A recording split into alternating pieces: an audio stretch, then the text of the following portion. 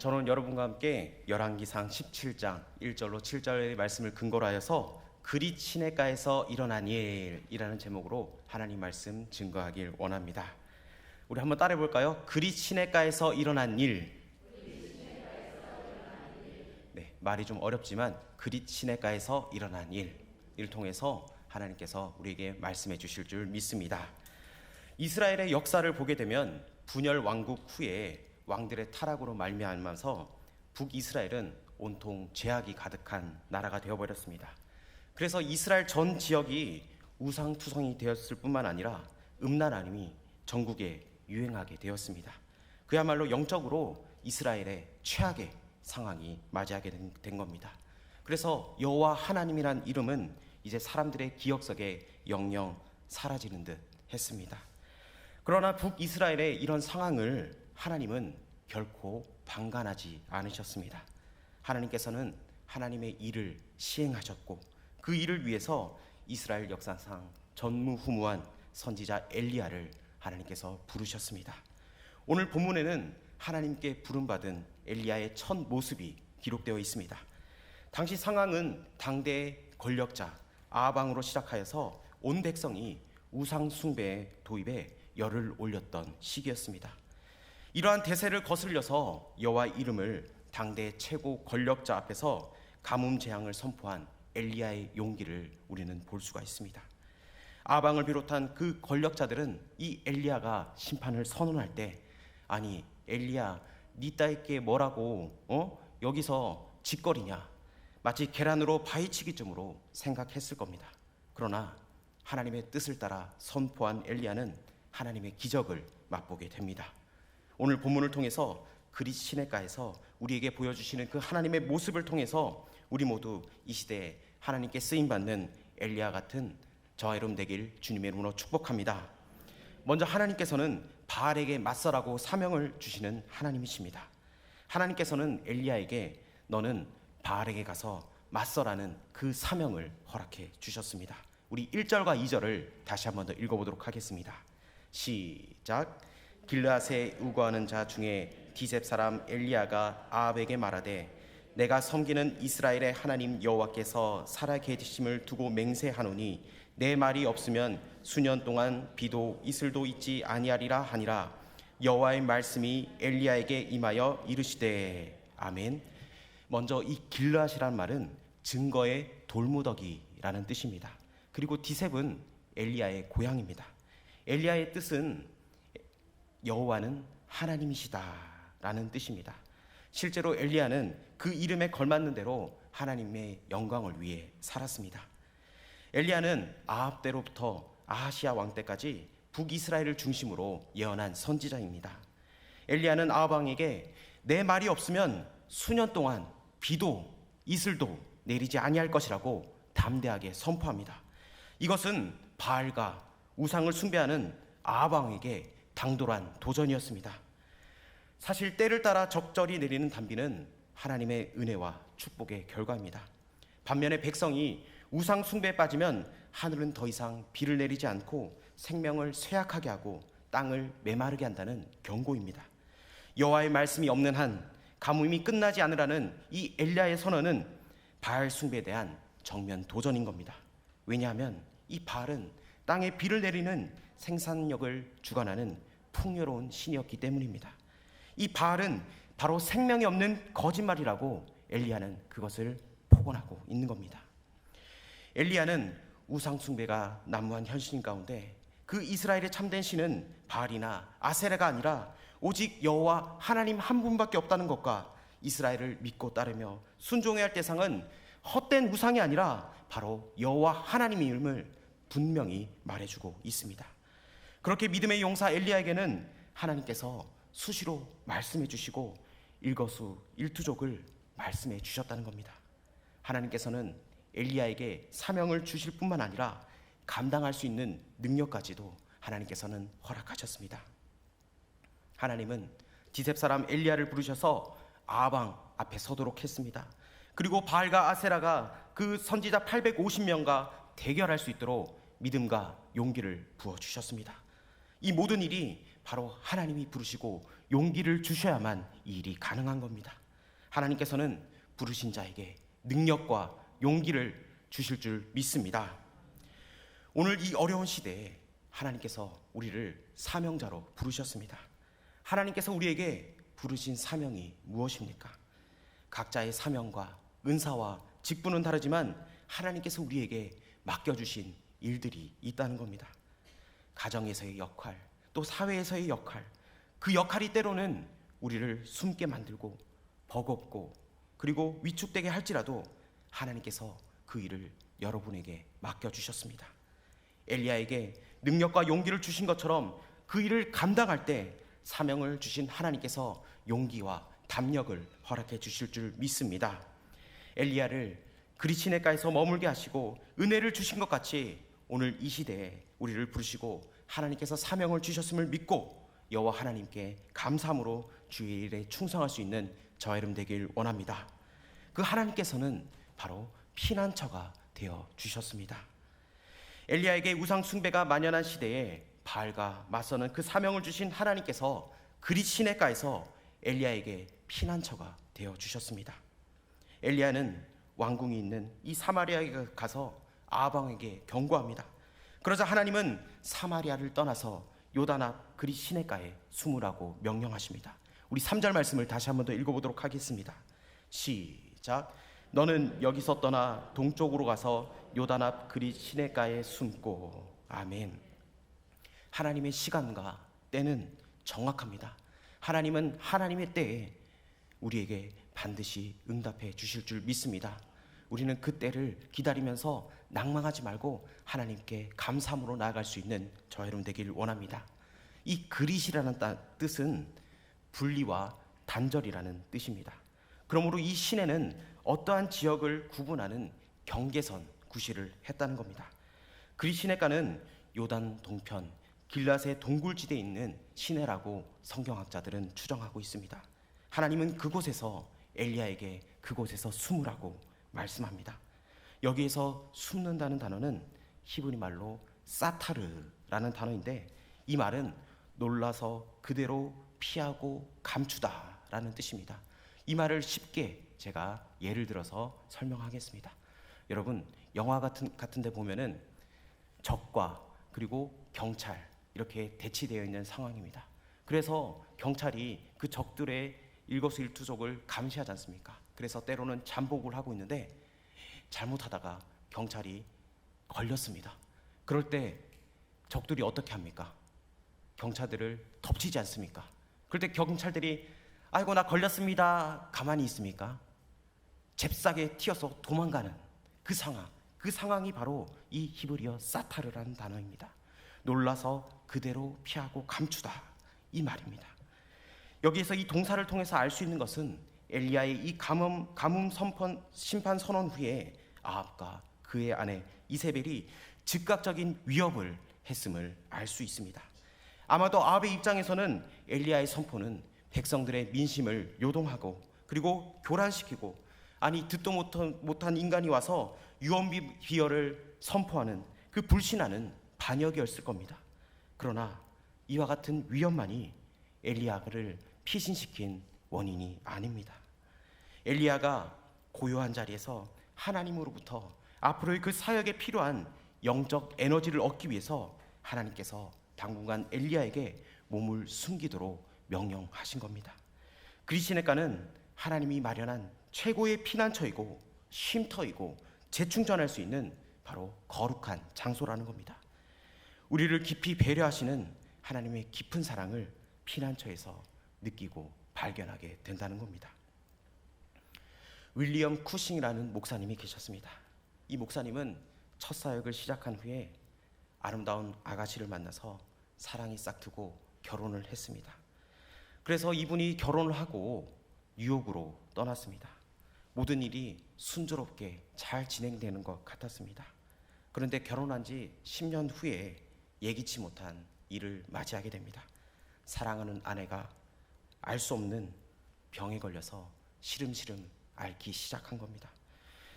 좀처럼 나아질 기색은 보이지 않고 아내의 몸은 갈수록 쇠약해져 가고 있습니다. 처음에는 별것 아닌 것처럼 생각했지만 날이 갈수록 이 쿠식 목사님의 마음은 점점 더 불안해져 갔습니다. 가만히 생각해 보니까 그동안 힘든 내색 한 번 하지 않고 넉넉지 못한 그 생활과 사역을 뒷바라지하느라 아내의 몸과 마음이 지칠 대로 지쳐서 그런 건가.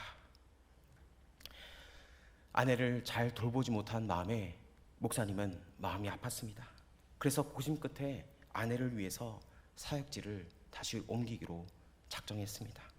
때마침 이 쿠식 목사님을 청빙하는 교회가 있어서 그곳으로 거처를 옮겼습니다. 그러나 불행하게 얼마 되지 않아서 정성스런 그 간호에도 불구하고 그 사모님이 세상을 떠나고 말았습니다. 비극은 거기에서 멈추지 않았습니다. 목회를 하며 아내를 돌보느라 오랫동안 누적되어 온 그 피로 때문에 감기가 작게 찾아왔습니다. 그 쿠식 목사님과 감기와 더불어 찾아온 그 쉰 목소리는 좀처럼 나아질 기미가 보이지 않았습니다. 급기야 성대가 심하게 손상되어서 말을 전혀 할 수 없는 그런 상황까지 오게 되었습니다. 말씀을 전하는 것이 사명인 이 목사님에게 있어서는 그것이 치명타였습니다. 그래서 목사님은 안타까움을 이루 말할 수 없지만 강단을 떠날 수밖에 없었습니다. 아내를 잃고 목소리까지 잃어버린 이 쿠식 목사님에게 그 무엇도 위로가 되지 못했습니다. 쿠식 목사님은 그 육신의 생명을 포기하고 싶을 정도로 낙담해 있었습니다. 하나님의 뜻은 무엇입니까? 왜 저를 이 땅에 태어나게 하신 이유가 무엇입니까?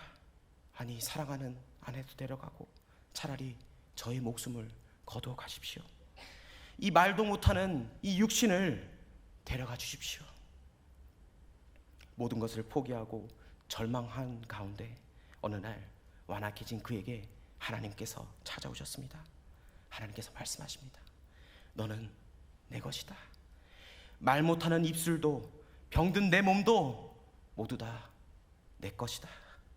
하나님의 그 음성에 그의 마음이 녹아들었습니다. 그때 쿠식 목사님은 이렇게 회개합니다. 사랑하는 주님, 내가 건강한 몸으로도 주님께 충성하지 못했는데 이 병든 몸으로나마 충성하고자 하오니 주님, 내게 할 일을 허락하여 주시옵소서. 이렇게 말씀하며 하나님께 무릎을 꿇었습니다. 주님께서 그 쿠식 목사님의 영혼을 어루만져 주실 때 쿠식 목사님은 주님에 대한 그 첫사랑을 회복하였습니다. 그리고 그 후로 완전히 주님을 의지하게 되었습니다. 그래서 그의 명예도 재물도 사역도 건강도 그의 모든 생명까지도 주님께 내려놓았습니다. 하나님의 그 사랑 날개 아래 거하기를 원했습니다. 그는 하나님의 종으로 산다고 하면서도 완전히 주님의 그 날개 아래 거하지 못한 시간들을 하나님께 철저히 회개했습니다. 그리고 글을 쓰기 시작합니다. 그래서 그 찬송이 오늘날 우리가 가장 사랑하는 찬송가 419장 주 날개 및 내가 편안히 쉬네, 이 찬양이 바로 이 쿠식 목사님이 쓰신 찬양입니다. 주 날개 및 내가 편안히 쉬네, 밤 깊고 비바람 몰아쳐도 아버지께서 날 지켜주시니 거기서 편안히 쉬리로다. 주 날개 및 평안하다. 그 사랑 끈을 차니뇨. 주 날개 및 내 쉬는 영원히 거기서 사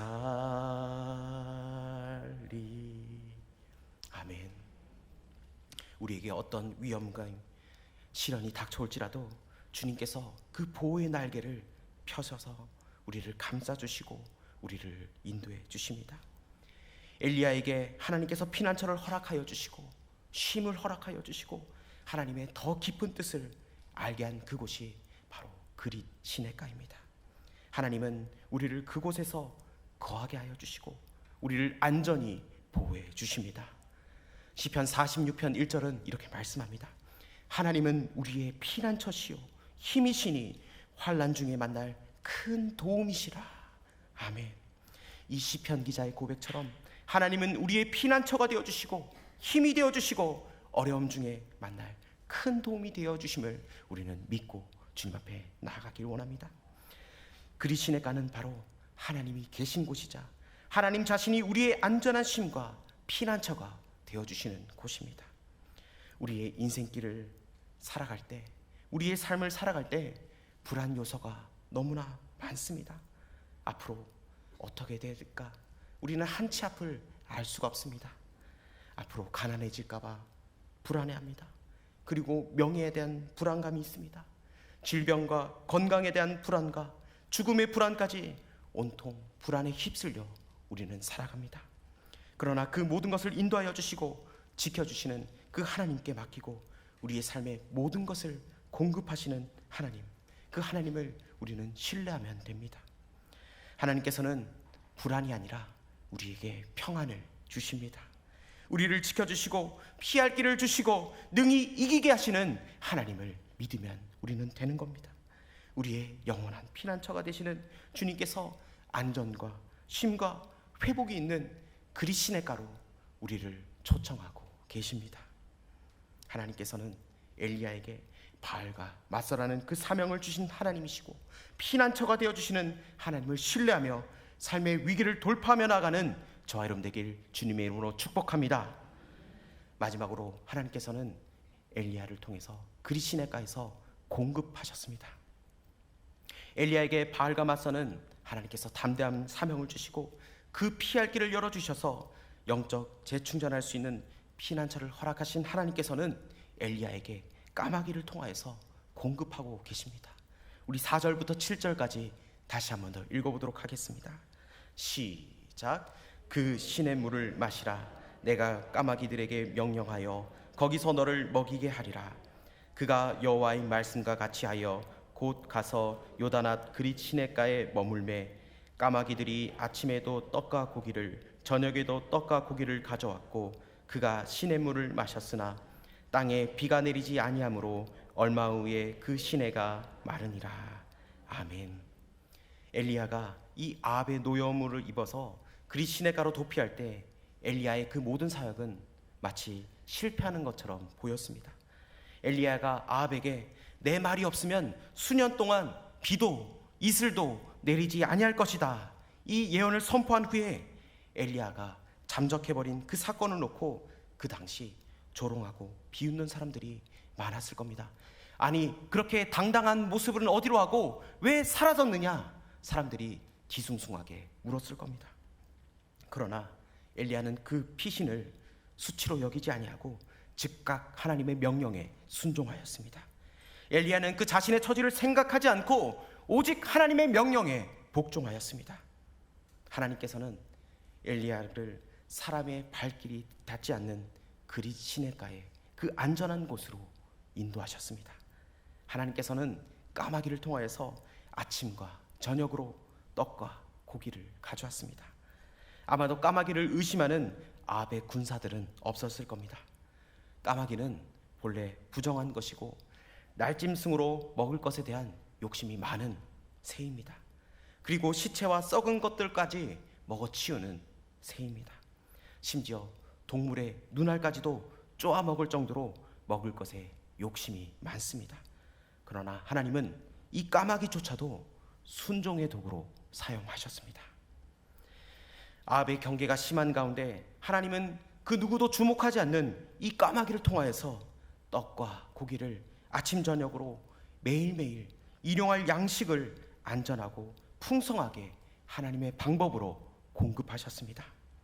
하나님의 마음에 합한 사람은 하나님께서 끝까지 붙들어 주시며 이 까마귀 같은 동물들을 통하여서도 하나님의 사랑을 공급해 주십니다. 여러분 상상 한번 해보십시오.